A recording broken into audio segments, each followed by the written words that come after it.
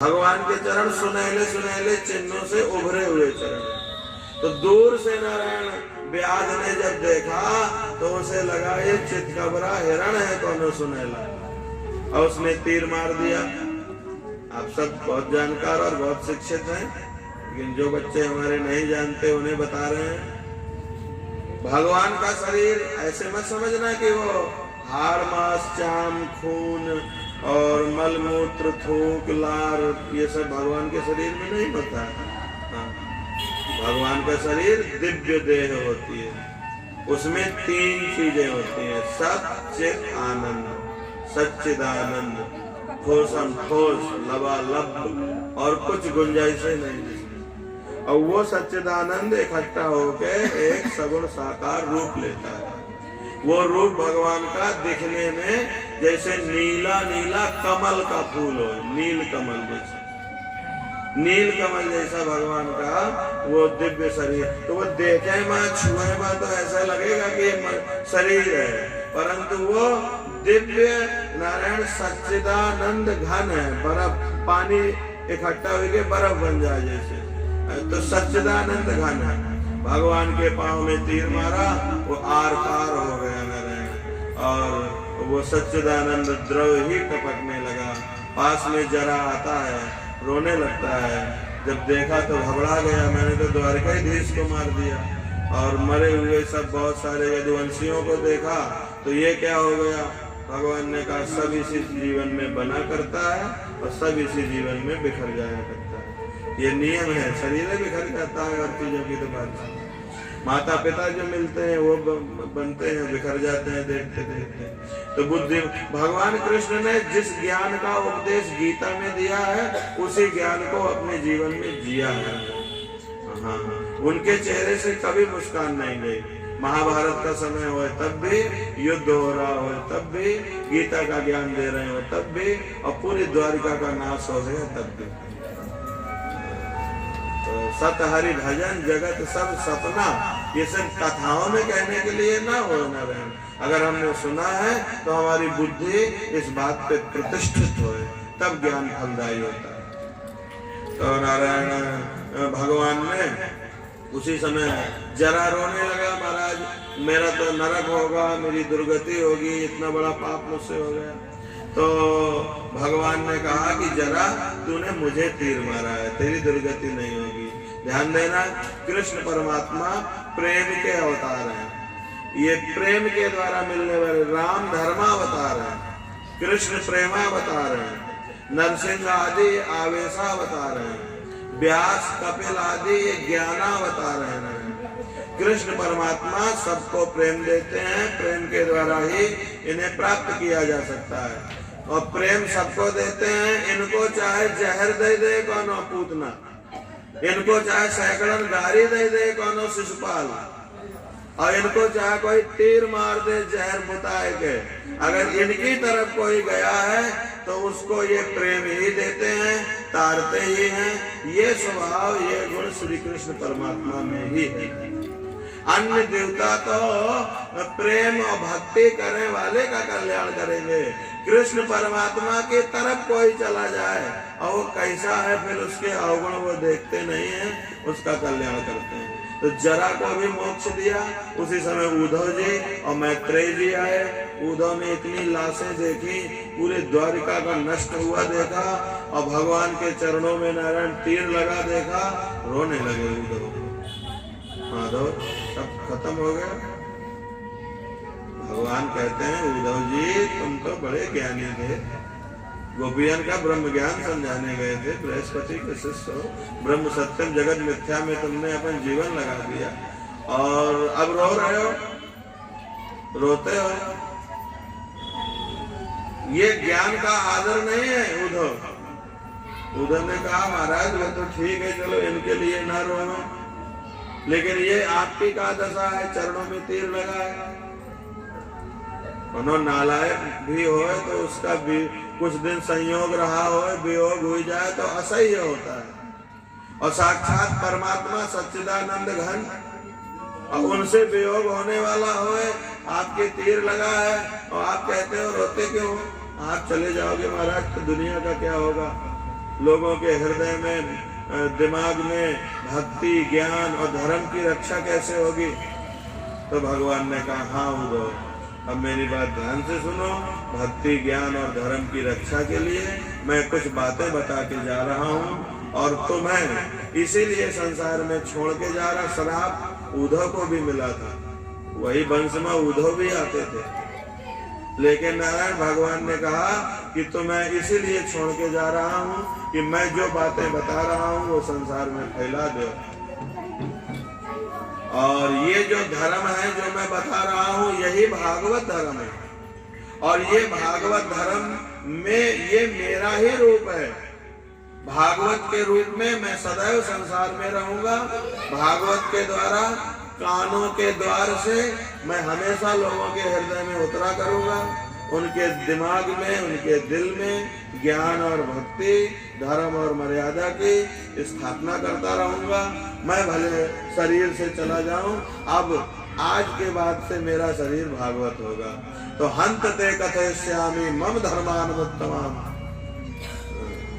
भगवान कहते हैं, उद्धव, अब मैं तुम्हें वो अपना अनुत्तम धर्म बताऊंगा नारायण, जिस धर्म को जान लेने के बाद मृत्युम जयति दुर्जयम, दुर्जय मृत्यु को जिसे कोई नहीं जीत पाता, लेकिन इस भगवान के द्वारा बताए गए धर्म को जान लेने पे वो मृत्यु भी जीत ली जाती है।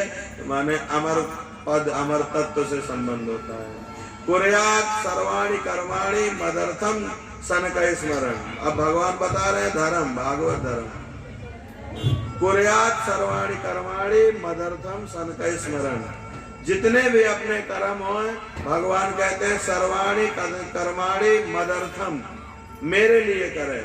माने नहाते तो हम सब हैं, सभी को नहाना पड़ता है। कुछ लोग सजा के लाने नहाते हैं कि हम सुंदर दिखाने लगे, और कुछ लोग ये लिए नहाते हैं कि भगवान की पूजा करनी है।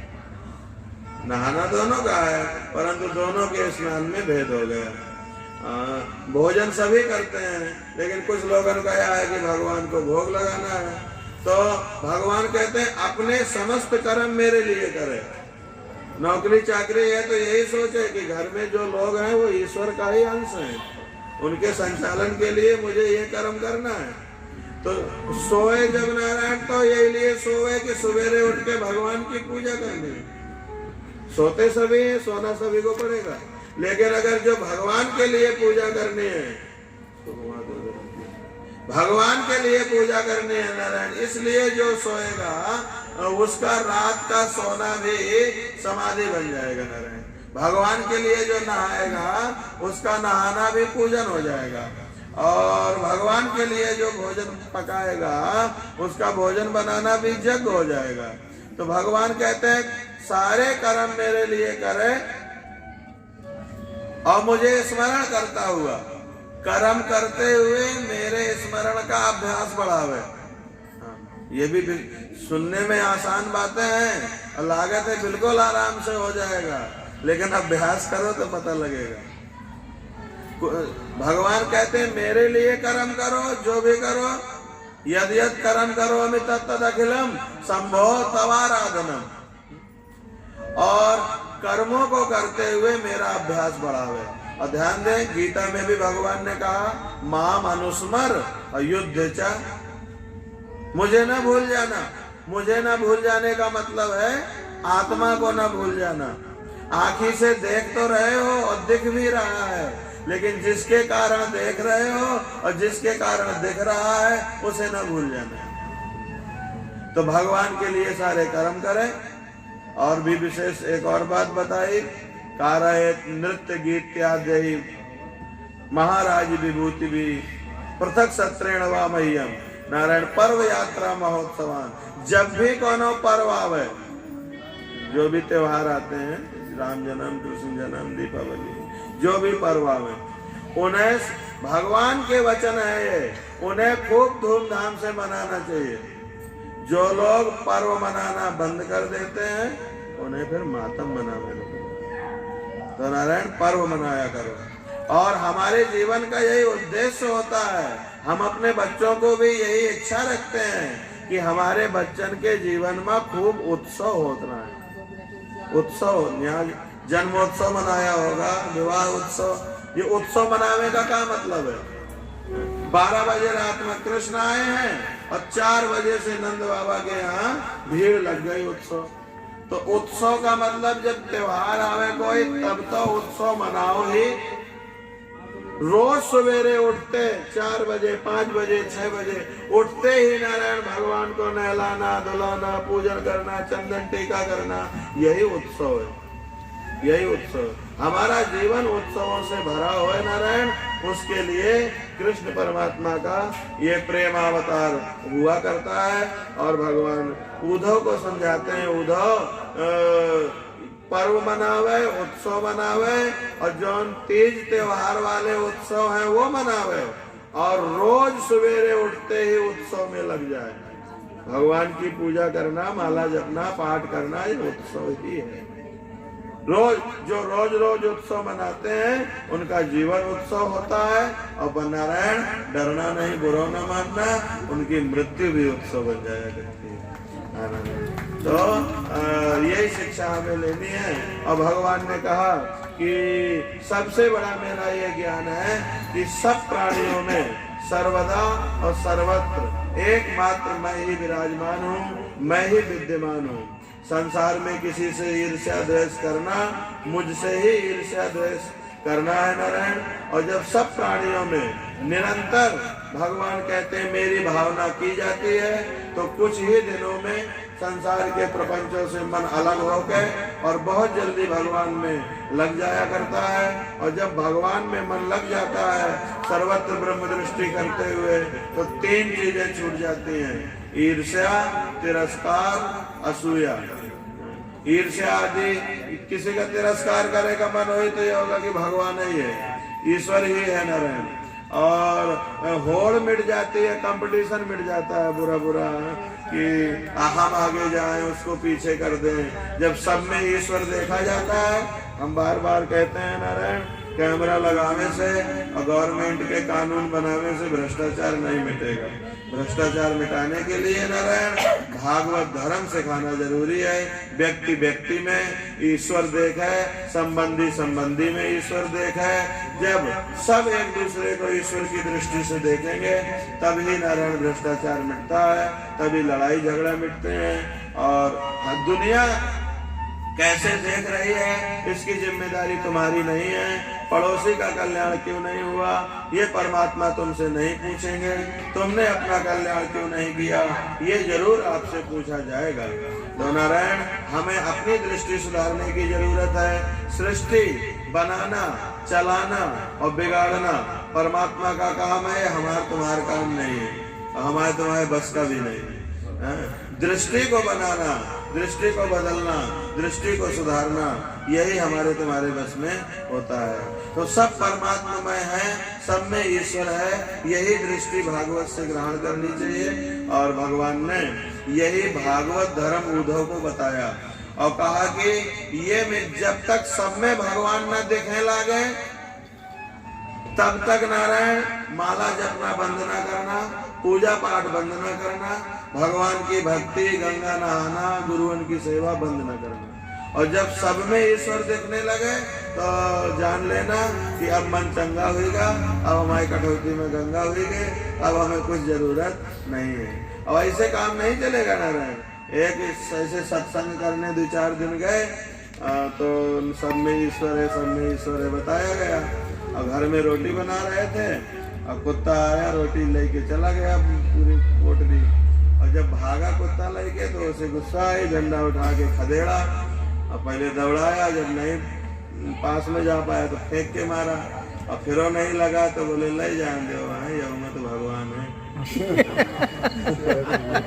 ऐसे भगवान देखे नहीं काम चले। पक्की दृष्टि होनी चाहिए।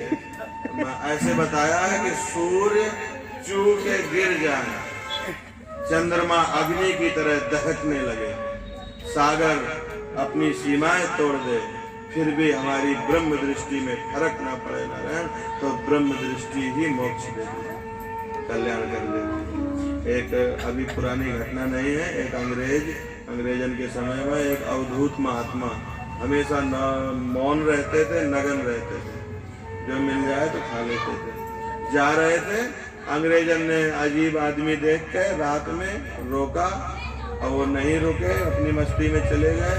तो अधिकारी ने आदेश दे दिया मार दो, तो उन्हें भाला फेंक के मारा और वो भाला महात्मा की छाती में आर पार हो गया। चिल्लाए बड़ी जोर से, और चिल्लाए तो ये नहीं कि दर्द हो रहा है कि पीड़ा हो रही है, हे ईश्वर आज तू हार गया और मैं जीत गया, धन्य है। मैंने तो सोचा था कि कहीं मौत के समय मेरी आस्था, मेरी निष्ठा बिगड़ न जाए, लेकिन मुझे भाला में भी और भाला फेंक के मारने वाले में भी तेरा ही दर्शन हुआ, तू ही दिख रहा है और मर गए जगह के शरीर छोड़ दिया। कहने का मतलब ये है कि हमारी निष्ठा में कभी फर्क नहीं पड़ना चाहिए। और नारायण ये ध्यान दें कि ब्याह के पहले कोनो पति पत्नी नहीं होते, बच्चा होने के पहले कोनो माई बाप नहीं होते, बाद में माई बाप बनते हैं, बाद में ब्याह होता है। ये सारे संबंध बाद में बनते हैं। नारायण एक संबंध सच्चा है, एक संबंध शाश्वत है, वो है जीव और ईश्वर का, वो आप सब में है। भगवान इस तरह भागवत धर्म का उपदेश दे गए और कहते हैं ये मेरा भागवत धर्म है तो बहुत सुनने में आसान, लेकिन ये द्योतन के भी पल्ले पड़ता नहीं है, द्योतन के भी समझ में आता नहीं है। और जो कोई एक बार इसको सुन ले, समझ ले और इसका जीवन में आचरण कर ले, तो उसको कुछ भी करना बाकी रहता, उसके लिए कुछ भी शेष रहता नहीं है। इस भगवान के द्वारा बताए गए भागवत धर्म को, जो कि सुनने में बड़ा आसान परंतु जिसका परम बड़ा गहन है, इसको अपात्र को, अशिष्य को और जो श्रद्धा भावना रखते हो उन्हें नहीं देना चाहिए। यही भागवत धर्म है। ऐसा बता के नारायण और भगवान का शरीर विसर्जन करते हैं, चतुर्भुज रूप धारण करते हैं नारायण, और वहां से बैकुंठ चले जाते हैं। उनके शरीर से एक तेज निकलता है और तिरोधाय प्रविष्टोयम श्रीमद् भागवतार्णवम, वो तेज भागवत में समाहित हो जाता है या भागवत बन जाता है। और जो लोग ये सारा समझ सकें, ये जो भागवत धर्म बताया गया है वही वो तेज है, वही वो ज्ञान की ज्योति है। तो नारायण अब आगे आचार्य जी बताएंगे, उसी भागवत के द्वारा आज भी सबका कल्याण होता है। आप सब बड़े भागी हैं सुपात्र ब्राह्मणों के निर्देश में, और हमारे आचार्य जी जो कि गुरु जी के सुपात्र शिष्यों में, सदाचारी शिष्यों में से हैं। शिष्य तो गुरु जी के बहुत हैं, पंडित जी भी बहुत हैं, लेकिन ये सदाचारी सुपात्र शिष्यों में। कहने का मतलब भागवत का उपदेश जो है सुपात्र ब्राह्मण के मुख से और कर्मकांड विधि के द्वारा, क्योंकि देखो दो चीजें होती हैं, यज्ञ और सत्र। यज्ञ है जिसमें जिसका पैसा, जिसका समय, जिसका संकल्प लगे वह पुण्य मिले, और सत्र ये है कि पैसा और संकल्प किसी का भी लगे, जो भी समय दे दे, कान दे दे, मन दे दे, वही का पुण्य मिले।